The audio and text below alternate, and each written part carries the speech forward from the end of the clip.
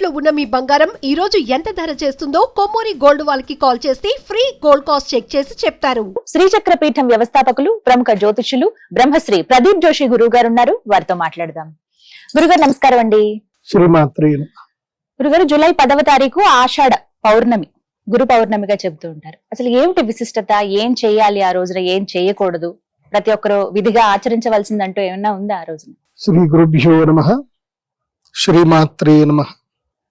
వ్యాసాయ భవనాశాయ శ్రీశాయ గుణరాశయే రుద్ధ్యాయ శుద్ధ విద్యాయ మధ్వాయ చ నమో నమః. వ్యాసం వసిష్ఠనప్తారం శక్తే పౌత్రమకల్మషం పరాశరాత్మజం వందే శుకతాతం తపోనిధిం. వ్యాసాయ విష్ణురూపాయ వ్యాసరూపాయ విష్ణవే నమో వై బ్రహ్మనిధయే వాసిష్ఠాయ నమో నమః. శ్రీమాత్రే నమః. శ్రీ గురుభ్యో నమః. ఇందాక నేను చెప్పిన శ్లోకాలన్నీ కూడా మీరందరూ వింటే, నేను చెప్పిన శ్లోకం అంతా కూడా వ్యాస భగవానులకు సంబంధించిన శ్లోకం నేను చెప్పాను.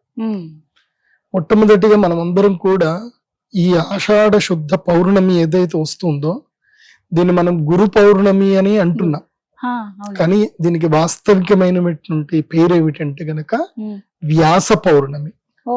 గురు పౌర్ణమి అని తర్వాత నానుడిలో అన్నారు. ఎందుకోసం అంటే వ్యాసుల వారు గురువుల వారు కాబట్టి గురు పౌర్ణమి అని పేరు వచ్చింది. కానీ ఇది వ్యాస పౌర్ణమి. అంటే మనమందరం కూడా మన మానవులము, మనుషులమనే ప్రతి ఒక్కరం అందరం కూడా నాట్ ఓన్లీ భూమి మీద విజ్ఞానం అనేటువంటి దానితోటి బ్రతికే ప్రతి ఒక్క జీవి, మనిషి అనేటువంటి ప్రతి ఒక్కడు కూడా వ్యాస భగవానుల వారికి మనము రుణపడి ఉన్నాం. మనం ఎందుకోసం అంటే ప్రతి మనిషికి 3 రుణాలు ఉంటాయి. ఒకటి పితృ రుణము, రెండవది ఋషి రుణము, తర్వాత దేవ రుణం. సో దాంట్లో ఋషి రుణం ఏదైతే ఉందో అది వ్యాసుల వారికి మనం ఎప్పుడు కూడా రుణపడి ఉంటాం. ఎందుకోసము అని అంటే వేదాలు ఏవైతే మహాద్భుతమైనటువంటి వేదాలు, అపౌరుషేయాలు, వాటిని అర్థం చేసుకోవడం సామాన్యుడికి అసాధ్యం. అలాంటి సామాన్యుడికి కూడా వేదమును విభజించి ఆ వేదసారములో నుంచి కొంచెం మనము ఇంత పెద్ద దెబ్బకాయ తీసుకుంటే, దానిమ్మ పండు తీసుకుంటే అందులోపల దాన్ని మొత్తం కూడా రసం చేసుకుంటే అందులోపల ఒక చిన్న బొట్టు మనం తాగినట్టు. అంత వేదసారము, వేదం అనంతమైనటువంటి, సరళ భాషలో అందరికి అర్థమయ్యేలాగా చెప్పారు. అంత వేదాన్ని మొత్తం తీసుకొచ్చి 4 విభాగాలు చేసి వేదాన్ని ఋగ్వేదం, యజుర్వేదం, సామవేదం, అథర్వణ వేదంగా 4 భాగాలు చేస్తే అందులోపల మన విజ్ఞానం ఏదైతే కంప్యూటర్ సైన్స్, ఆయుర్వేదము, వృక్ష విజ్ఞానము, మ్యాథమెటిక్స్, ఇవి ఏవైతే మనం నేర్చుకుంటున్నామో ఇది అంతా కూడా అథర్వణ వేదంలో ఉంటుంది. ఉన్న ఋగ్వేదం, యజుర్వేదం, సామవేదం ఈ 3 కూడా వేరు. ఈ 3 దైవ చింతన చేయడానికే సరిపోతుంది, దైవం తత్వం తెలుసుకోవడానికే. జ్ఞానం అనేదంతా కూడా అథర్వణ వేదంలో ఉంది. అలాంటి అథర్వణ వేదం లాంటి మహాద్భుతమైన జ్ఞానాన్ని మనకిస్తే మనము మన యొక్క భవిష్యత్ తరాలు, మన ఋషులందరూ కూడా అవి నేర్చుకొని మనకి ఆ ఏదైతే ఉందో జ్ఞానాన్ని వాళ్ళు కంటిన్యూ చేసుకుంటూ ఇక్కడ దాకా తీసుకొచ్చారు. అంటే ఎవల్యూషన్ ప్రాసెస్, జ్ఞానం అనేది ఎవల్యూషన్ ప్రాసెస్. ఇప్పుడు మీరు మీ భవిష్యత్ తరాలకు మీరు సంపద ఇచ్చినా అది ఉంటుందో పోతుందో తెలియదు. కానీ మీరు భవిష్యత్ తరాలకు మీరు చదువుకుంటే, మీరు బాగా చదువుకొని మీరు పిల్లలు కన్నారనుకోండి, ఆటోమేటిక్ గా మీ నుంచి మీ యొక్క విజ్ఞానము, మీ జీన్స్ నుంచి మీ పిల్లలకి మీ డిఎన్ఏ త్రూ ఫార్వర్డ్ అవుతుంది. వాళ్ళు కొంచెం కష్టపడి నేర్చుకునేసరికి వాళ్ళ పూర్వజన్మ సుకృతంతో అది జ్ఞానం వస్తుంది. ఇవాళ మనం అంతా కూడా జ్ఞానవంతులమయ్యి సనాతన ధర్మాన్ని మనము చూస్తున్నాము. ఇంత ఇప్పటికైనా మానవత్వం ఇంత ఉంది, మంచి అనేది ఉంది అని అంటే దానికి కారణము గురువులే. ఆ గురువులందరినీ మనం స్మరించుకోవాలని చెప్పుకోవడానికే ఇది వ్యాస పౌర్ణమి. కాబట్టి ఈ వ్యాస పౌర్ణమి రోజు మనం విశేషంగా మనం ఆరాధన చేయవలసింది వ్యాసుల వారిని. మహాభారతం చెప్పేటువంటి గొప్ప వాళ్ళు ఎవరైతే ఉన్నారు, ఇప్పుడు మన తెలుగు రాష్ట్రాల్లో మహాభారతం సుస్పష్టంగా చెప్పిన వాళ్ళల్లో ఒక 10 మందిలో అత్యంత ముఖ్యమైనటువంటి వాళ్ళు మనకు తెలిసిన వాళ్ళు బ్రహ్మశ్రీ చాగంటి కోటేశ్వరరావు గారు, అలాగే బ్రహ్మశ్రీ వద్దిపర్తి పద్మాకర్ గారు, అదేవిధంగా బ్రహ్మశ్రీ సామవేదం షణ్ముఖ శర్మ గారు, అదేవిధంగా ఇంకా పద్మశ్రీ బ్రహ్మశ్రీ గరికపాటి గారు. ఈ 4 అయితే 4 వేదాలతో సమానంగా వీళ్ళు మనకి మంచి జ్ఞానాన్ని ప్రసాదిస్తున్నారు. అలాగే మాడుగుల నాగఫణి శర్మ గారు ఇలా ఎంతమంది మహానుభావులు ఉన్నారు, చెప్తున్నారు. కొంతమంది పేర్లు మర్చిపోవచ్చేమో కానీ ఉమ్, ఎవరు తక్కువ కాదు, ఉమ్, అంతమంది మహానుభావులు ఉన్నారు. ఈ మహానుభావులందరూ కూడా పూజించి గురువులు కూడా ఉన్నారు. వాళ్ళెవరు?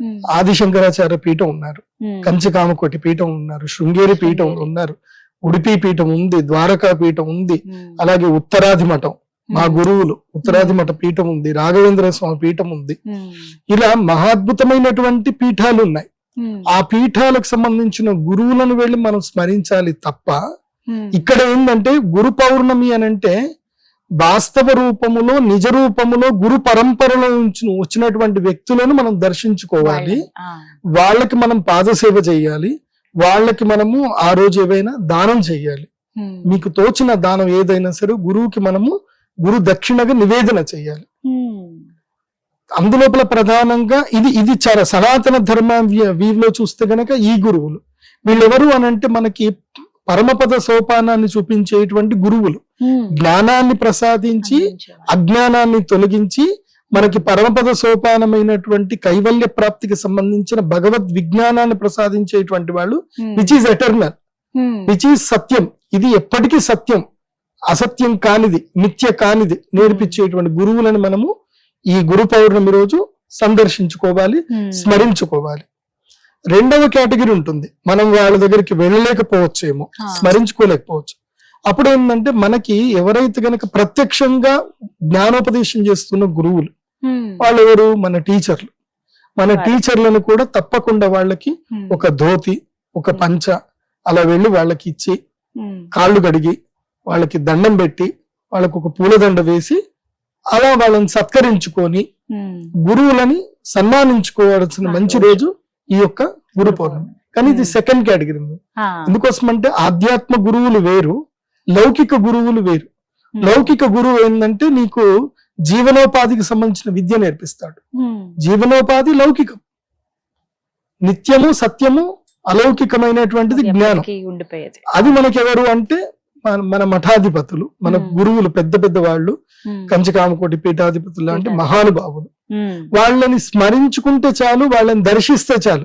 ఉమ్, చాలా మంది కొంతమంది అభిప్రాయపడతా ఉంటారు. అంటే ఈ మధ్య నేను కొంచెం విన్నానమాట, ఉమ్, మీరంతా బాగా చెప్తారండి వాళ్ళ గురించి, కానీ మేము అక్కడికి వెళితే వాళ్ళు మమ్మల్ని అంటరాని వెళ్ళక చూస్తారు, మమ్మల్ని దూరం దూరం అంటారు, ఇలా వేసి ఇలా దూరం వెళ్ళమంటారు అని అనుకుంటారు. అని అది తప్పది, అట్లా మనం భావించకూడదు.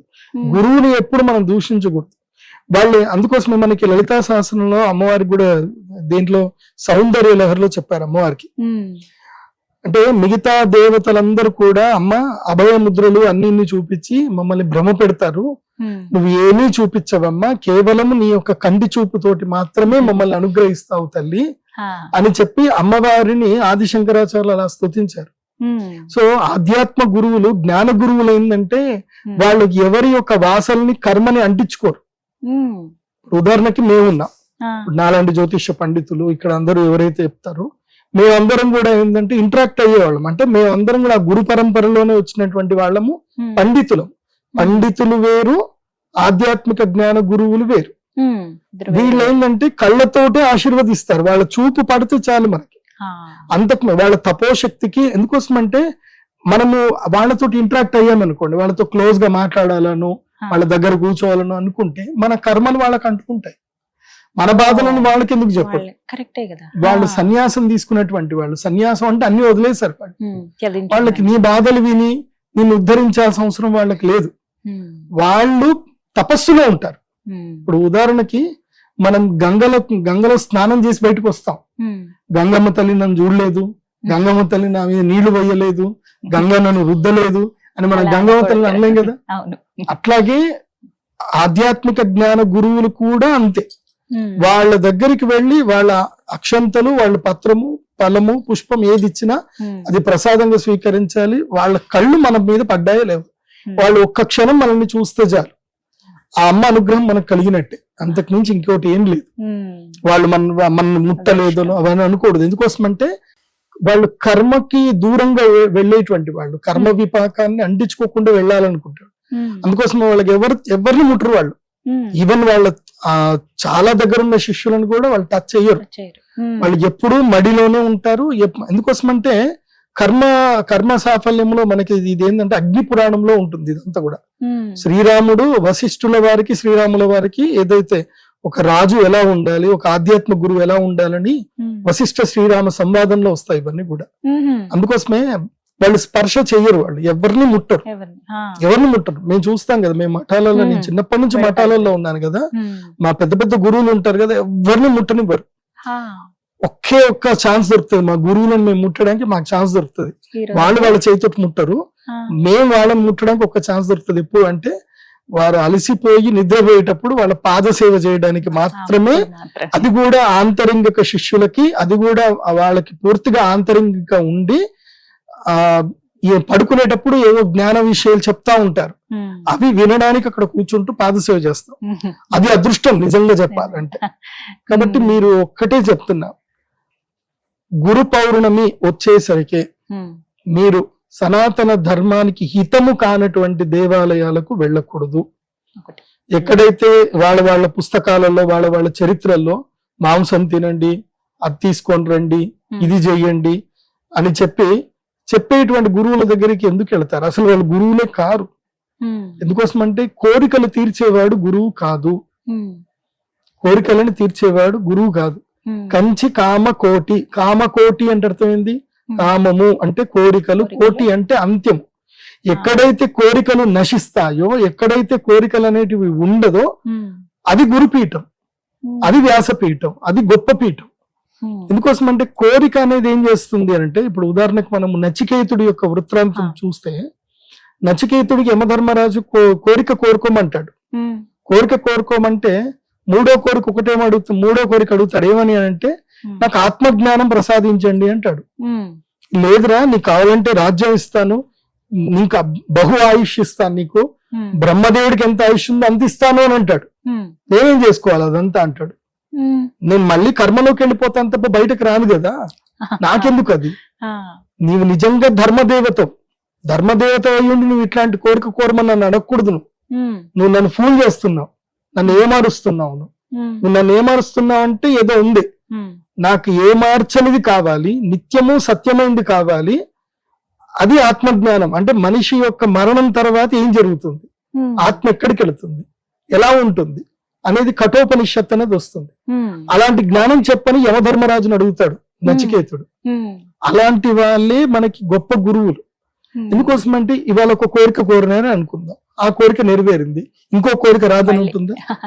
ఇంకో కోరిక వస్తుంది. కట్టె కాలేదాకా కోరిక ఉండే ఉంటుంది, కోరిక లేని సమయం అంటూ ఉండదు. అలాంటి ఆ లౌకిక కోరికలు తీరడం వల్ల ఏం జరుగుతుందంటే ఇంకా కర్మములో పడిపోతాం తప్ప బయటకు రాము. ఇప్పుడు ఉదాహరణకు పట్టుపురుగు ఉంది. పట్టుపురుగుకి ఒక కోరిక ఏంటి అంటే తనకు మంచి ఇల్లు తయారు చేసుకోవాలన్న కోరిక. దానికి భగవంతుడు ఒక శక్తి ఇచ్చాడు, పట్టుని బయటకు తీసే శక్తి ఇచ్చాడు. కానీ అదేం చేసుకుంది, పట్టుపురుగు తన చుట్టూ తానే చుట్టుకొని తాను బందీ అయిపోయింది, తను బయటకు రాలేదు, బందీ అయిపోయింది. ఆఖరికి ఆ పట్టుని సాలివాడికి వదిలేసి తన ప్రాణం వదిలేసుకుంది. ఏం సాధించింది అని అంటే ఏం లేదు, తన చుట్టూ తాను బంధం పెట్టుకుంది. సో బంధములను బోధించేటువంటి వాడు గురువు కాదు, బంధ విముక్తి చేసేటువంటి వాడు గురువు. అదే ఈ వ్యాస పౌర్ణమి యొక్క ప్రధాన ఉద్దేశము. కాబట్టి గురు పౌర్ణమి అనంటే గురువు దగ్గరికి వెళ్ళిపోయి బాబాల దగ్గరికి వెళ్ళిపోతే మీరు ఇంకా కర్మంలో పడతారు, ఇంకా పాపంలో పడతారు తప్ప మీరు బయటపడరు. ఇది బాగా గుర్తుపెట్టుకోండి. సనాతన ధర్మము అంటే వెలుగు వైపు ప్రయాణము. మీరు వెలుగు వైపు ప్రయాణం చేస్తే అది సనాతన ధర్మం. మీరు చీకటి వైపు ప్రయాణం చేస్తారు అంటే అది మీ ఇష్టం. కాబట్టి ఆధ్యాత్మ జ్ఞానము, వేద విజ్ఞానము మనకి పూజ్య శ్రీ రాఘవేంద్ర స్వాముల వారు మహాభారతము, రామాయణం రచించినటువంటి మహానుభావులు వేదములని, ప్రమాణమును మనకు ఉపదేశించేటువంటి వారే మన గురువులు. గురు పౌర్ణమి రోజు వారినే స్మరించుకోండి, వారి దగ్గరికి వెళ్ళండి, ఆయా దేవాలయాలకే వెళ్ళండి. వెళ్ళి ఇది సనాతన ధర్మం అని మీ భవిష్యత్ తరాలకు మీరు చూపించండి. ఎక్కడెక్కడికి వెళ్ళాలి అని అంటే మీకు దగ్గరలో ఉన్న శివాలయానికి వెళ్ళండి, వెంకటేశ్వర స్వామి దేవాలయానికి వెళ్ళండి. ఎక్కడైనా శివాయ విష్ణు రూపాయ, విష్ణు రూపాయ శివ. సో శివుడు విష్ణువు ఇద్దరు ఒక్కటే. బట్ వాళ్ళ భేదం చూడాల్సిన అవసరం లేదు.